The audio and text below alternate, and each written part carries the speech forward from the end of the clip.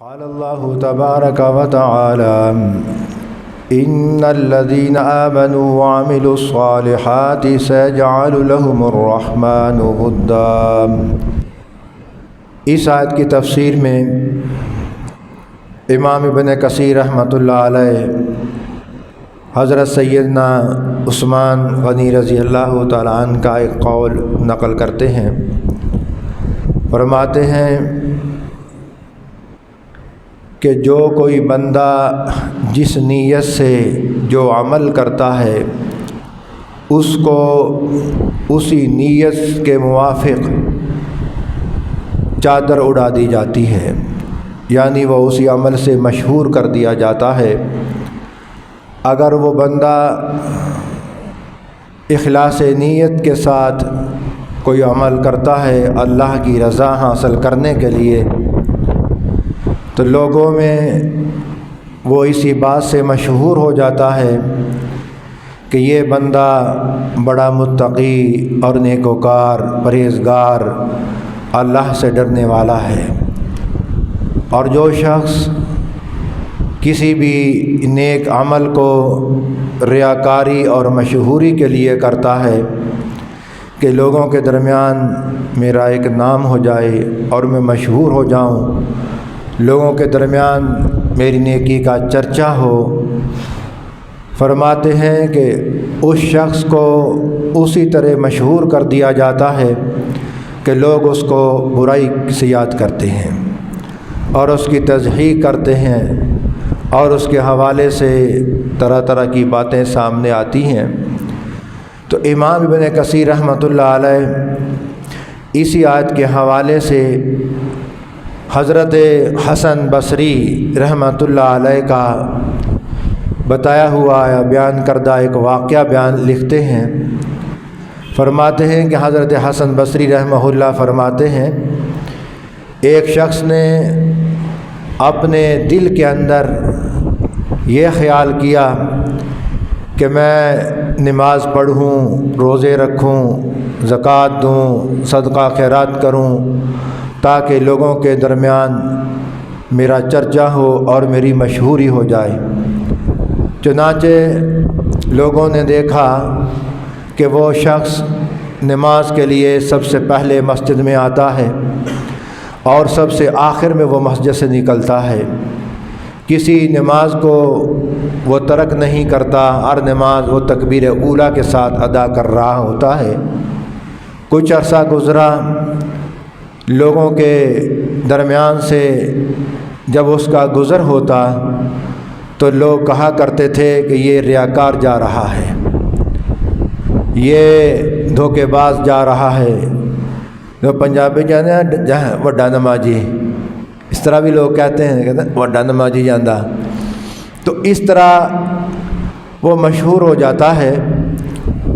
جب اس نے دیکھا کہ لوگوں کے درمیان میرا چرچا کسی اچھی نیت سے یا اچھے الفاظ سے نہیں ہوتا، جب میں گزرتا ہوں تو لوگ میرے اوپر وپتی بھی کستے ہیں اور مجھے حاجی اور نمازی بننے کا طعنہ دیتے ہیں اور پھر ریاکار بھی کہتے ہیں، اس نے اپنی نیت کو بدلا۔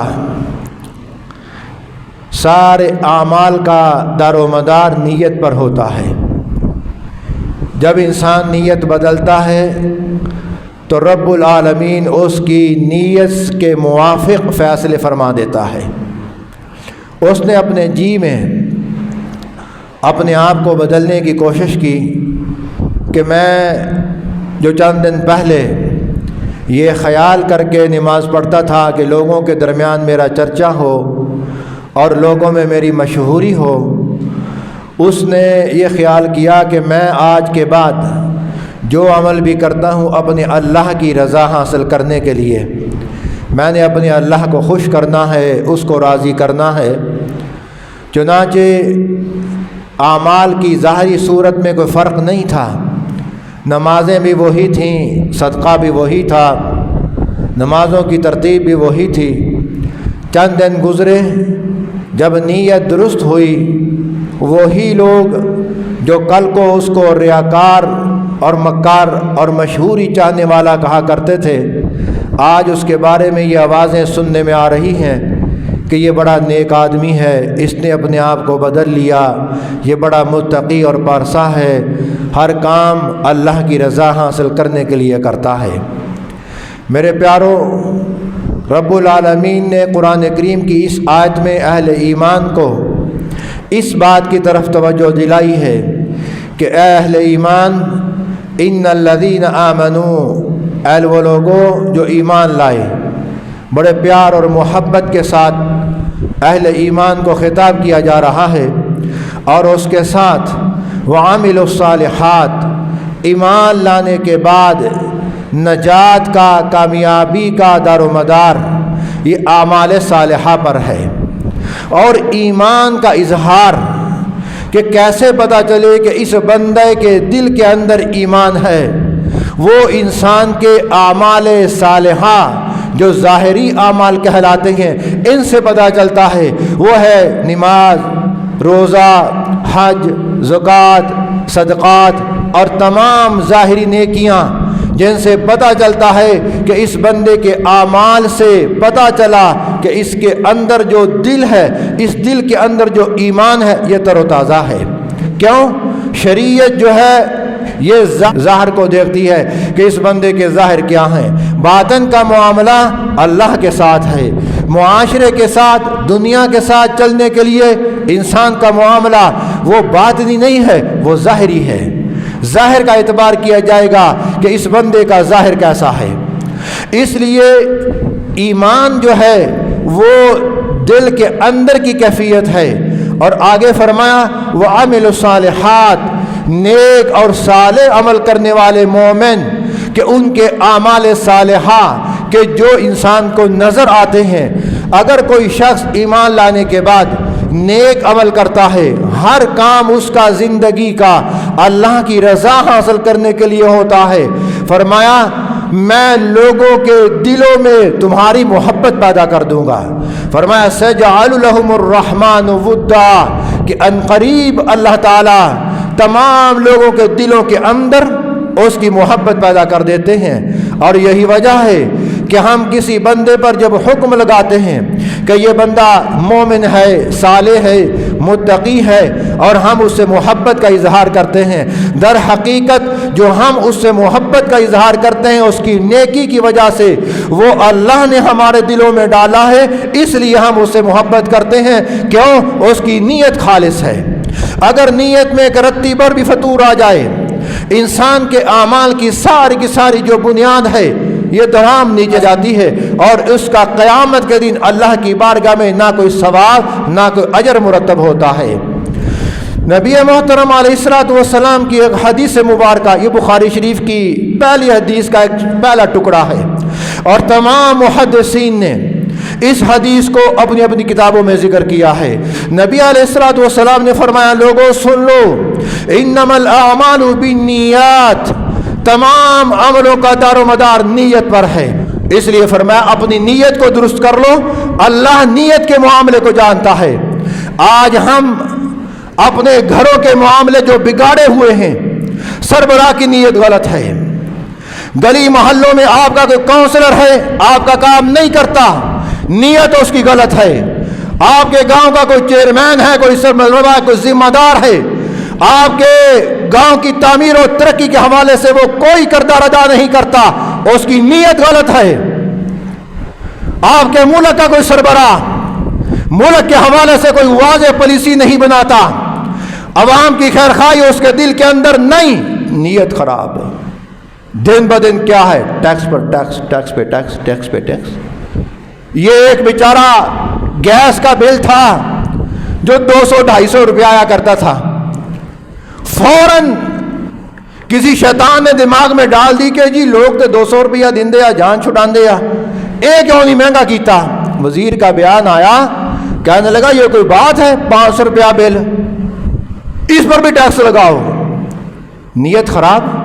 اب جب سے ٹیکس لگایا، آپ کے محلے میں آپ کے گاؤں میں کبھی گیس کی لوڈ شیڈنگ نہیں ہوئی تھی، اب ٹیکس لگنے لگ گئے، لوڈ شیڈنگ بھی شروع ہو گئی۔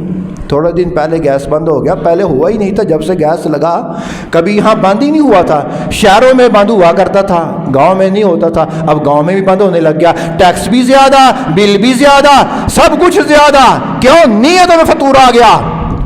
میں آج یہ کتاب میں پڑھ رہا تھا، پہلے بھی یہ میں بہت واقعہ پڑھا ہے، امام کمال الدین دمری رحمۃ اللہ علیہ نے حیات الحیوان میں عبداللہ ابن عباس سے نقل کیا ہے، عبداللہ ابن عباس سے یہ روایت نقل کی ہے، جبکہ ہندوستان کا بادشاہ جہانگیر اس نے کتاب لکھی ہے تجھ کے جہانگیری، اس میں ایک واقعہ بیان کرتا ہے، وہ اسی کی مثل ہے، تقریباً ملتا جلتا ہی ہے۔ اب واقعہ بڑا عجیب ہے، کہنے لگا ایک بادشاہ ایسے ہی اپنے ملک میں سیر و تفریح کرتا کسی دور مقامات پر نکل گیا اور ایک باغ میں پہنچا، باغ کے باغبان سے کہا کہ ہم پیاسے ہیں اور ہمیں پانی پلاؤ۔ اس نے کہا سرکار آپ بیٹھیے، ہم آپ کے لیے پھل کا بہترین مشروب لے کے آتے ہیں۔ اپنی بیٹی کو حکم دیا، باغبان نے جو مالی تھا، وہ بیٹی انار کا رس نچوڑ کر اور پیالہ اور کاسا پورا بھر کے لے کے آئی، اور اس پانی کے مشروب کے اوپر یعنی کہ پیالے کے اندر اس نے انار کی پتیاں اوپر لگا دیں، پتیاں اوپر ڈال دیں، اور وہ لے کے حاضر ہوئی۔ بادشاہ صاحب نے جب دیکھا تو ان پتیوں کو آہستہ آہستہ دور بھی کر رہا تھا، ہٹا رہا تھا اور پانی پی رہا تھا۔ پانی پینے کے بعد اس نے اس بیٹی سے پوچھا، باغبان کی بیٹی سے، کہ بیٹی مجھے یہ بتلاؤ اس پیالے کے اندر مشروب کے اوپر آپ نے انار کی پتیاں یہ کیوں لگائیں؟ کہنے لگی بادشاہ سلامت، بڑی ملیحہ سمجھدار عقل مند اور بیٹی تھی، کہنے لگی بادشاہ سلامت آپ سفر سے آئے ہو، آپ کی پیاس نے آپ کی مت ماری ہوئی ہے، اگر میں یہ اسی طرح پیالہ بغیر پتیوں کے آپ کے سامنے پیش کر دیتی تو آپ پیاس کی شدت کی وجہ سے اس کو جلدی سے پی لیتے، آپ کو نقصان ہو جاتا، آج ہم اپنی زبان میں اسے کہتے ہیں ہارٹ اٹیک ہو جاتا۔ اور لکھا ہے حکماء نے، میں دن ارسطو کا ایک قول پڑھ رہا تھا کہ جو آدمی سفر سے بھاگا ہوا جلدی سے آئے اور اس کو سانس پھولا ہوا ہو اور وہ فوراً پانی پی لے، اس کو ہارٹ اٹیک کا مسئلہ ہو جائے گا۔ وہ بڑا حیران ہوا کہ یہ بڑی عقل مند اور سمجھدار ہے۔ اب اس نے باغبان سے پوچھا کہ باغبان اس باغ کے اندر سے آپ کو کوئی سالانہ آمدن بھی ہوتی ہے، کیا فائدہ ہوتا ہے؟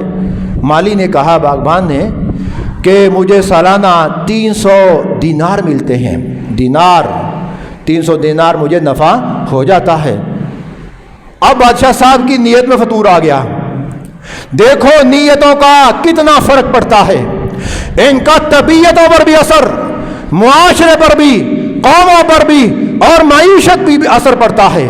کہنے لگا میں تے بھول ہی رہا، امینہ کہنے لگا میں تے بھول ہی رہا۔ کہنے لگا آپ کے بادشاہ آپ سے کوئی ٹیکس نہیں لیتے؟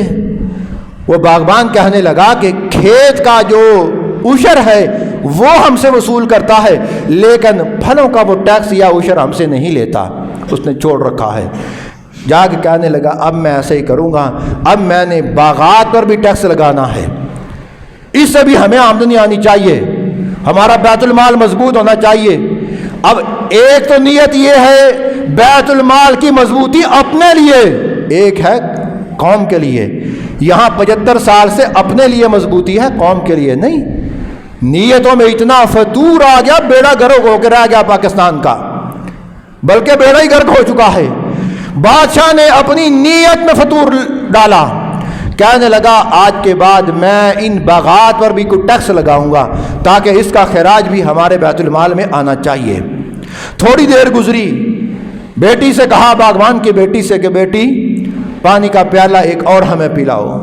بیٹی گئی اور جا کر اس نے ایک درخت نچوڑ، دوسرا، تیسرا، چوتھا، 7 درختوں سے اس پھل کا پانی نکالا، لیکن وہ کاسا پورا نہ بھر سکا۔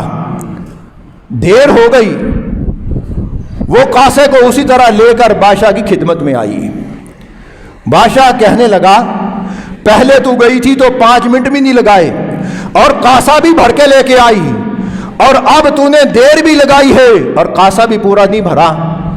बागबान ने क्या जवाब दिया, ये कोई हकायत ऐसी मन घड़त नहीं है, ये जहांगीर बादशाह ने अपनी किताब तुज़ के जहांगीरी में भी लिखी है और मुक़द्दिमा इब्ने खल्दून में भी मैंने ये पढ़ी है, और इसी तरह हयातुल ईमान और मरूजुज़ ज़हब, ये जितनी भी तारीख की किताबें हैं इनमें ये रिवायत मिलती है।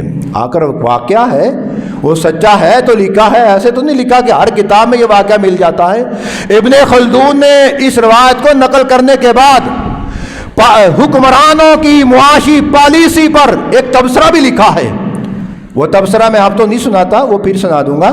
इतनी बात को करके ख़त्म करता हूँ कि उस बागबान ने कहा, बादशाह साहब लगता है आप बादशाह हैं,